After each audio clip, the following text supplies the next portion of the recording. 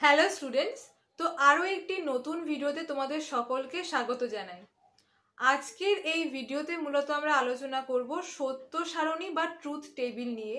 এই সত্য সারণী বা ট্রুথ টেবিলটা কিভাবে আমরা নির্ণয় করব এবং সেখানে সত্য, মিথ্যা, আপতিক এই জিনিসগুলো কিভাবে আমরা নির্ণয় করব, এই সবটার বিষয়ে আমরা এই ভিডিওতে বলবো। তার জন্য প্রথমেই যেটা বলার যে অবশ্যই কিন্তু ভিডিওটা স্কিপ করো না, পুরোটা দেখো, আশা করি তোমরা বুঝতে পারবে। তাহলে চলো প্রথমে টেবিলটা দেখে নেওয়া যাক যে কিভাবে সত্য মিথ্যা আমরা নির্ণয় করব। তো সত্য সারণী বা ট্রুথ টেবিলের ক্ষেত্রে আমরা যে রুলসগুলো বেসিক্যালি ইউজ করে থাকি সেগুলো হচ্ছে এই ইমপ্লাইজ, যেটাকে হর্সশুও বলা হয়, এটাকে বলা হয় হচ্ছে ভেল, এটা হচ্ছে কার্ল বা নট, এরপর এটা রয়েছে হচ্ছে ডট এবং এটা হচ্ছে ট্রিপল বার।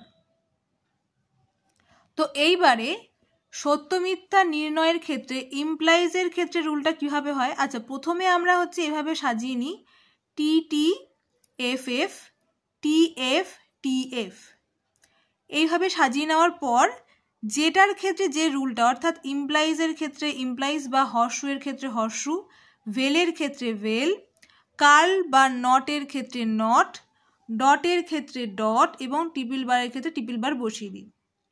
এইবারে রুলস অনুযায়ী ইমপ্লাইজের ক্ষেত্রে কি হয়, টি আর এফ, শুধুমাত্র এক টি আর এফ থাকলেই সেক্ষেত্রে সেটা এফ হয়, বাকি সবগুলো দেখো ট্রু হয়েছে। অর্থাৎ টি টিতে টি, এফ টিতে টি, এফ এফেও টি। শুধুমাত্র প্রথমটা ট্রু হলে এবং সেকেন্ডটা ফলস হলে সেক্ষেত্রেই একমাত্র এই ইমপ্লাইজের রুলের ক্ষেত্রে বা হর্সশুয়ের রুলের ক্ষেত্রে কিন্তু এটা ফলস হয়ে যায়। এরপরে চলে আসি ভেলের ক্ষেত্রে। এই ভেলের ক্ষেত্রে কিন্তু দেখো একমাত্র ফলস কোথায় হয়েছে, এফ এফেই ফলস হয়েছে, আর বাকি কিন্তু প্রত্যেকটাতেই ট্রু হয়েছে। তাহলে সেখানে নিয়মটা কি হচ্ছে, টি ভেলে টি হচ্ছে, টি এফ এ টি হচ্ছে, এফ টিতে টি হচ্ছে, আর শুধুমাত্র এফ এফেই এফ হচ্ছে। এইবারে চলে আসি আমরা ডটের নিয়মের ক্ষেত্রে। ডটের ক্ষেত্রে সব থেকে ইজি হচ্ছে, যদি কোনোটায় এফ থাকে, অর্থাৎ কোনো একটা যদি ফলস হয় তাহলে সেক্ষেত্রে প্রত্যেকটাই ফলসই হবে। একমাত্র ট্রু থাকলে, যদি দুটোই ট্রু থাকে বা টি থাকে তাহলে সেই ক্ষেত্রেই ট্রু হবে, বাদবাকি সবই হচ্ছে ফলস, কেননা প্রত্যেকটাতেই কিন্তু এফ রয়েছে। একমাত্র টি টিতেই টি হয়েছে, তারপর এটা টি এফেও এফ, এফ টিতেও এফ, আর এফ এফে তো এফই হবে। ট্রিপল বারের ক্ষেত্রে দেখো, ট্রিপল বারের ক্ষেত্রে যখন দুটোই সমান রয়েছে, অর্থাৎ টি টি এবং এফ এফ, এই দুটোর ক্ষেত্রেই টি হয়েছে, বাদ বাকি এটাই যেমন টি আর এফ, এফ আর টি, এই দুটোর ক্ষেত্রে কিন্তু দুটোই ফলস হয়েছে। অর্থাৎ যেখানে কি না দুটোই সমান থাকবে, অর্থাৎ ট্রু ট্রু হলে সেখানে ট্রু হবে, আবার দুটো যদি ফলস হয় সেক্ষেত্রেও সেটা ট্রুই হবে।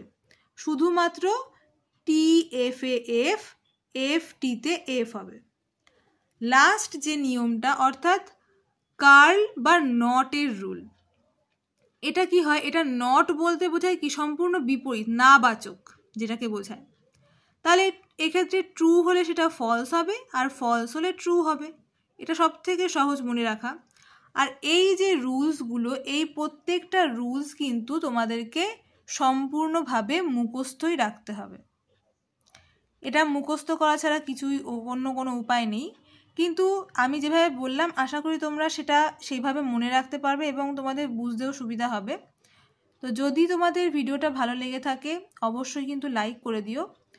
এর পরের ভিডিওতে আমরা সত্য সারণীর এই রুলসগুলো ইউজ করে কিভাবে শত সত্য, শত মিথ্যা, আপাতিক এগুলো নির্ণয় করা যায় সেগুলোর বিষয়ে আলোচনা করে দেব। তো আশা করছি এই ভিডিওটা তোমাদের ভালো লেগেছে। যদি ভালো লেগে থাকে তাহলে অবশ্যই একটা লাইক করে দিও এবং চ্যানেলে নতুন থাকলে অবশ্যই সাবস্ক্রাইব করে দিও।